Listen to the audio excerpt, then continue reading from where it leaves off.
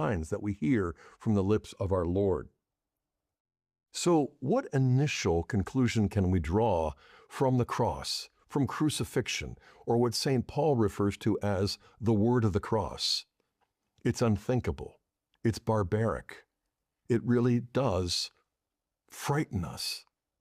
And so St. Paul tells the Corinthians in 1 Corinthians 1, verses 18 through 25, "For the word of the cross is folly to those who are perishing, but to us who are being saved it is the power of God."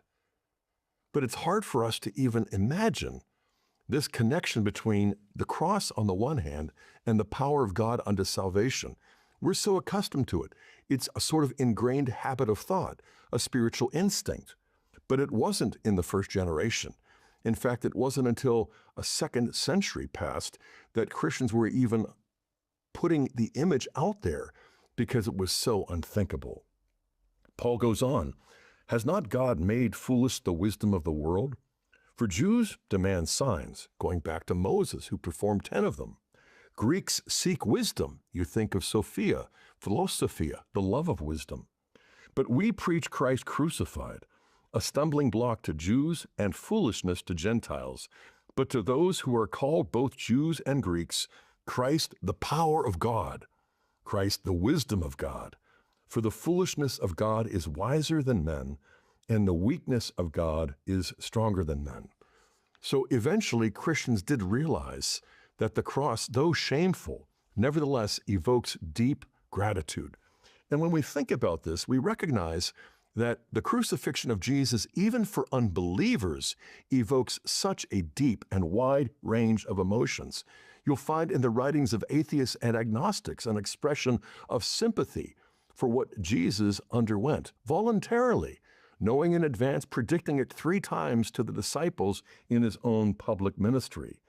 But believers, or people who are simple seekers, recognize that in this agony and in these utterances, you have a whole range of emotions evoked.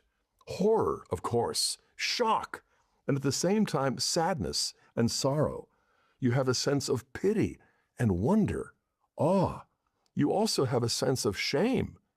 And ultimately, it's meant to evoke deep repentance for the believers back then, but also for the eyewitnesses and even the soldiers, the executioners, as well as the spiritual and political leaders who perpetrated this most grievous of crimes.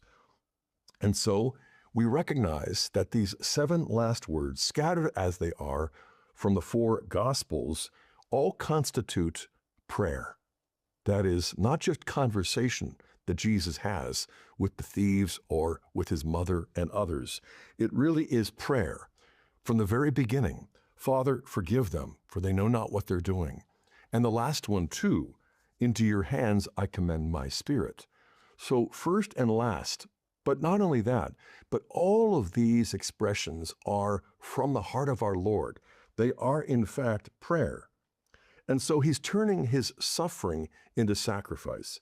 He's turning his death into the supreme self-offering. He's turning pain into passion. And this is something, again, deeply ingrained in our hearts and our minds. But I would suggest that if the Catechism is right in describing the Lord's Prayer, all 7 petitions, as the most perfect of prayers, I would then say that in the 7 last words of Jesus, what we have is the most perfect man praying as the God-man to the Father for us, and also praying loud enough for us to hear his heart and nothing less. And so when we hear these 7 words, we recognize Scripture. He's not only addressing the Father, he's also quoting Scripture. Well, where does he do that? In the 4th and the 7th of these utterances. So number 4, my God, why hast thou forsaken me?" is straight out of Psalm 22, verse 1. And then likewise, the 7th saying, what is that? "Father, into your hands I commend my spirit." Likewise, that's from Psalm 31, verse 5. If you take a close look, you'll see that both of these quotations from our Lord are taken from the first of the 5 books of the Psalms. 150 Psalms are divided into 5 books. The first book basically is all the Psalms that are written by David, and many others too. But these both are what you describe as Psalms of lament, sometimes described as Psalms of complaint. And why? Because they begin with a cry of dereliction. They begin with a cry of lament. My God, why hast thou forsaken me? And yet they end in a tone of thanksgiving and sacrifice, but thanksgiving and triumph. And so this is not losing your life. This is making your life a gift of love and saying those things that really write that upon our hearts and hopefully will transform our lives. And so I'm going to be using the Jubilee as the background because of the 7 last sayings and also the significance of the number 7. But what I'm going to foreground is really what is at the heart of all of the sayings, but also all of the details that we have heard all of our lives. And what is that? The Paschal mystery. I've been alluding to it already, but I want to circle around it and zero in on it because Paschal, that of course refers to the Passover. But if you look more closely, you'll also discover that the term Paschal refers to the suffering of Jesus, not just the Passover that he is celebrating one last time with the disciples in the upper room prior to Good Friday, but also the passion itself that we'll be focusing on as the centerpiece of his own self-offering, Good Friday at Calvary. But the third aspect of the Paschal mystery evokes the passage of Israel out of bondage in Egypt into the presence of God at Mount Sinai. And that was just a foreshadowing. The reality of that, of course, is the body of Christ passing from this mortal coil of earthly life through his sufferings into the presence of the Father. And it isn't simply a solo flight. It isn't something that he does alone as he assures this Dismas. He says, truly, amen, this day you will be with me in my kingdom. And so we celebrate these 7 sayings even as we feel, in effect, the sorrow and the repentance that it elicits from our hearts. But I want to again invite you to consider the Paschal mystery as a many-splendored thing. It's so multifaceted. It is not just God pardoning us. It really is something more, and that is a paradisical invitation for us to enter into the presence of God, as we'll see. It's not just our forgiveness, our acquittal. It is nothing less than our adoption. Likewise, we're not just hearing this amazing word from the beloved Son of this merciful Judge. We're hearing the word of the Father as the Son is giving it to us.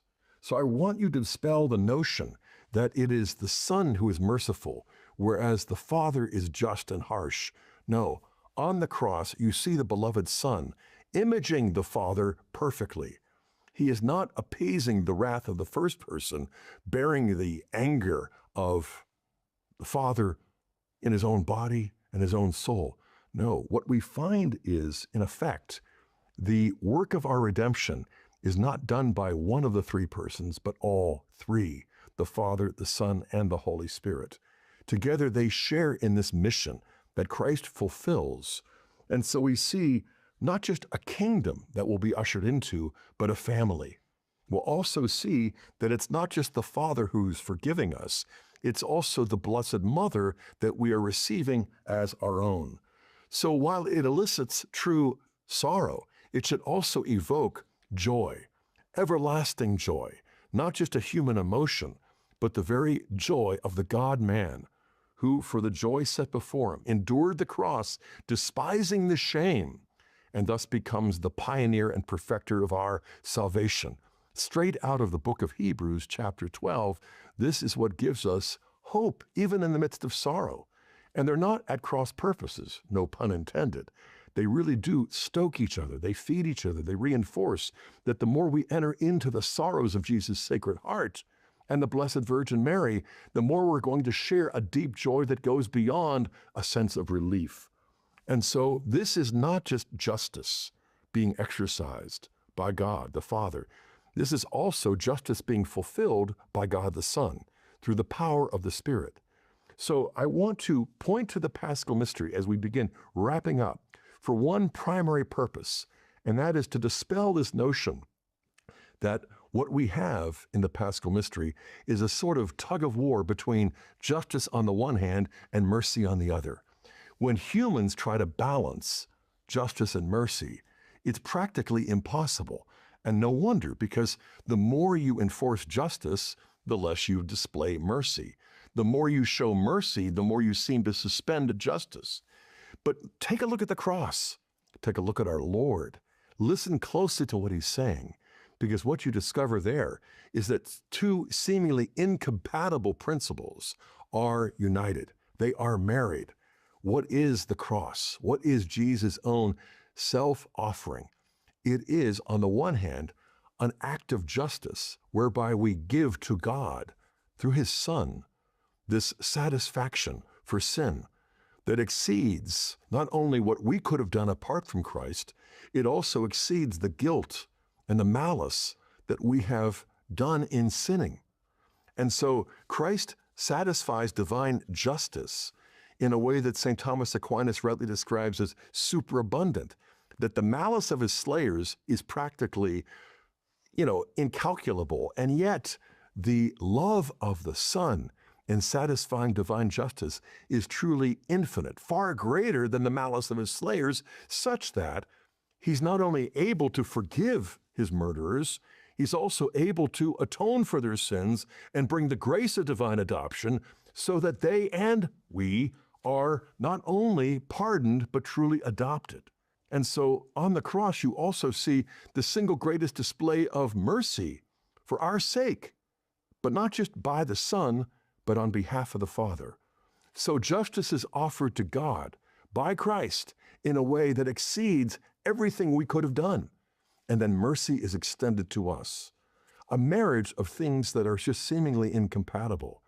And yet this is our life. This is the way God administers justice in a merciful way, and he also administers mercy in a totally just manner. And this is what he wishes to impart, not only to us as creatures, but also to us as servants. Not only servants, but sinners. So he's not just out to forgive us, he's out to adopt us and make us partakers of the divine nature. If all God wanted to do was to forgive you and me and everybody else, he could do that on his own terms, just simply by hearing us say we're sorry. This is in Islam. Allah does not need any death, much less his own son, which is abhorrent in Islamic thought. He'll just forgive. But what if God wants to do more than forgive? What if he wants to draw us into his own family, into the life and the blessing of the Holy Trinity? That will go a long way in explaining why does it take three divine persons to save one human? Not just the second person of the divine family, the Holy Trinity, but all three of them are acting in concert to draw us not only out of sin and the dominion of darkness, but into the everlasting kingdom of light. This is the gospel. This is the good news. It's almost too good to be true, but it's all true. It's the whole truth and nothing but the truth. So as we conclude our time together in a word of prayer, let's gather our thoughts. Let's also be aware of these emotions that Christ's own passion evokes within us. But let's take it to the Father in the name of the Son, in the name of the Father and of the Son and of the Holy Spirit. Amen. Almighty God, our Father in heaven, we thank you for giving us your Son, not only as the interpretive key for all of history, but for us to get beyond our own misery, to understand why you have allowed sin to bring about a greater good than would have been if you had not allowed it. And so in the name of Jesus, we pray for the power of the Holy Spirit, not only to be informed by our meditations, but also to be transformed by the Holy Spirit and thus conformed to your beloved Son. We ask all of these things through his most sacred heart. In the name of the Father, and of the Son, and of the Holy Spirit. Amen. Oh, thank you for joining me. Thank you for joining us for these meditations upon the 7 last words of Christ. Until next time, may the Lord richly bless you.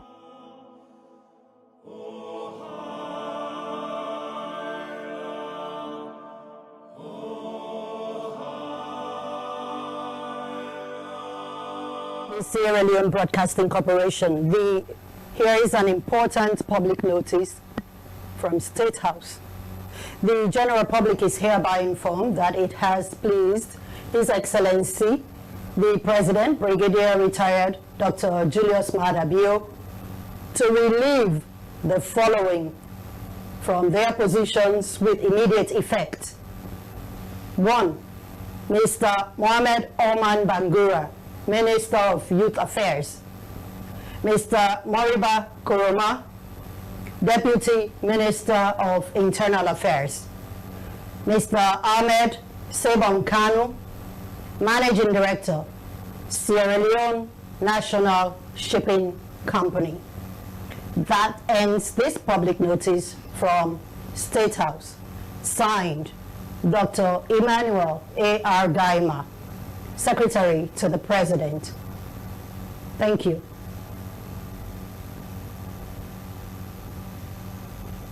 This is not what we come out from State House. The general public, the President, Brigadier Julius Maada Bio, wants to let all man know